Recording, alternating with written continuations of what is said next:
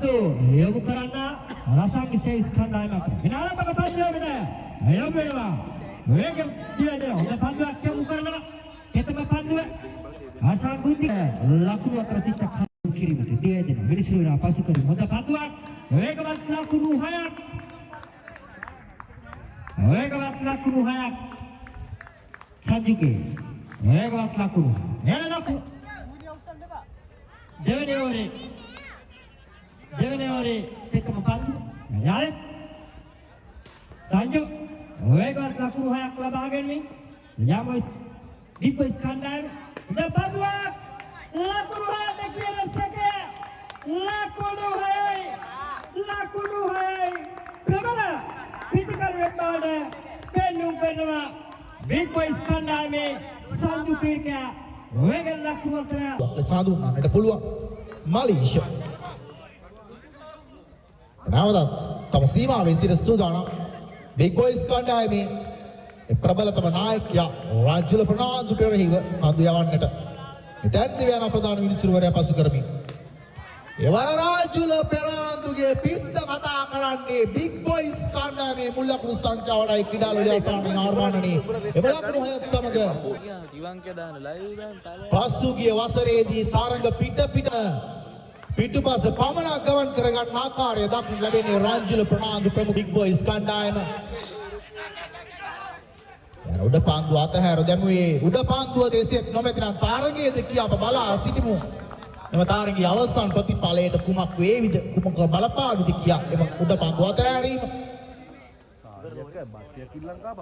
යන ප්‍රථම පාන්දු වාරය එලෙසින් අවසන් වද්දී මුල් ලකුණු සංඛ්‍යාව ලකුණු 15 දක්වා ඉහළ ගොස් තිබෙන්නේ ක්‍රීඩාලෝලී අසානි නාර්මානනි.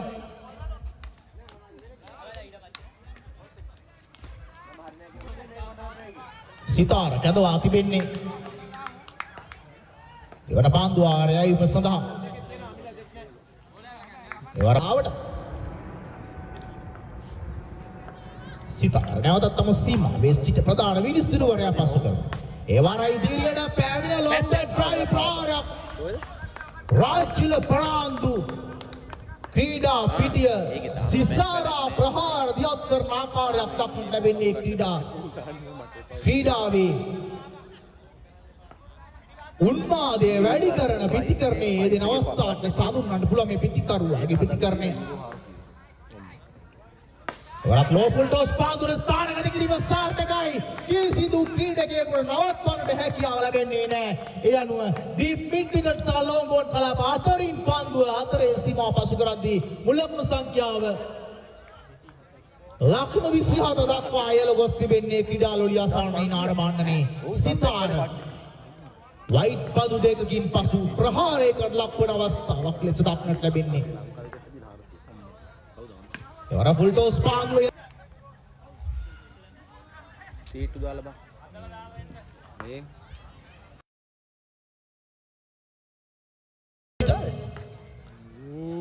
වර කෙටි පාන්දුව පසුපස පාදයේ මුල් ප්‍රහාරයක් දියත් කරන 11 දක්වා ඉහළ ගොස් තිබෙන්නේ. තවමත් ආරම්භක පිටිකරුවා රාජුල කඩුලේ රැඳී සිටිනවා. නායකත්වය නිවන් දැන් සූදානම් පන්දු යවන්නට. වරත් ඉහළ නැගෙන පාන්දුව රැක ගන්නට අවස්ථාව හිමිවන්නේ නැහැ. දැඩි උත්සාහයක් දරනවා එම පාන්දුව නවත්වන්නට කාසු. ඒත් ඒ සාර්ථක වන්නේ නැහැ. පිටිකරුවාට ලකුණු 6ක් එලෙස ලැබෙද්දී මුල් ලකුණු සංඛ්‍යාව ලකුණු 17 දක්වා ඉහළ ගොස් තිබෙන්නේ. දෙවන පන්දු වාරයේ අවසානයේදී නායකයා රාජුල ප්‍රනාන්දු කඩුල රැඳී සිටිනවා ක්‍රීඩාවලිය අසානි නාර්මානනි. ඒ ආරම්භ කිරීම සාර්ථක ප්‍රහාරයක් ආයේ ප්‍රහාරයක් ඩීප් මිඩ් එකට කලාපයට ඉහළින් එල්ලවද්දී මුල් ලකුණු සංඛ්‍යාව ලකුණු 24 දක්වා ඉහළ ගොස් තිබෙන්නේ ක්‍රීඩාලෝලී අසානි නාර්මානනි. රාජුල ප්‍රනාන්දු නායකත්වයේ ඉනිම මේ අවසන් පන්දු වාරය තුල ක්‍රියාත්මක කරන ආකාරයක් දක්වන්න ලැබෙන්නේ. කසුන්ගෙන් යම් කිසි උපදෙසක් ලැබෙනවා මාතුට කෙසේද පන්දු වාරේ ක්‍රියාත්මක කළ යුත්තේ මේ පිටිකරුවා මෙල්ල කරන්නට කියා. එවර ඩ්‍රයිව් ප්‍රහාරයක් දියත් කරමින් ලොං ඔන් කලාපයට පන්දුව තාලු කරද්දී දෙවන ලකුණ සඳහා ඉතාමත් පහසුවෙන් තම අන්තය හුවමාරු කර ගනින්නේ මේ අපූර්ව පිටිකරුවන් යුගලයේ හොඳ කඩළු අතර දිවීමක් ප්‍රදර්ශනය කරනවා මේ අපූර්ව පිටිකරුවන් යුගලය. එයන මුල් ලකුණු සංඛ්‍යාව ලකුණු 26 යතේ ඉහළ ගොස් තිබේ. රංචුල ප්‍රනාන්දු ඉල්ලීමක් කරනවා පන්දුව මාරු කරන ලෙසට. යරෝ ඒ ඉල්ලීම එසේ ඉෂ්ට කරමින් නව පන්දුවක් ලබා දෙනවා මාදු. අංක 10 ජර්සිය පැලඳගෙන මේ දැන් දිවි යනවා ප්‍රධාන මිනිස්සුවරයා පසු කරනවා. ඒවර සාර්ථක ප්‍රහාරයක් රැක ගන්නට තිබුණු උඩ පන්දුව අතහැරියේ ක්‍රීඩා ලෝලී මිත්‍රවරුනි. එයානු තවත් ලකුණු 6ක් මේ නායකත්වයේ ඉනිමට ලැබෙද්දී රංජුල ප්‍රනාන්දු ක්‍රියාත්මක වනවා.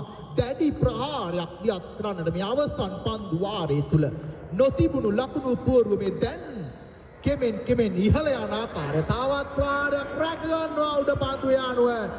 මෙතෙක් වෙලා ප්‍රහාර දියත් ක්‍රියාත්මක කරනකොට බිග් බොයිස් ආරම්භක පිටිකරුවන් යුගලය රංජුල ප්‍රනාන්දු ආචේ ෆර්නාන්දු සමගින් ඉදීම ආරම්භ කරනවා.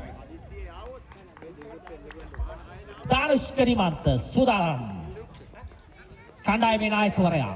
ඉතින් මේ කණ්ඩායම ධනුෂ්ක නිමන්ත සමගින් මාධව සඳරුවන් ඇදගෙන යන්නේ කණ්ඩායමක් අරගෙන යන එක බොහොම අමාරු කාර්යයක්.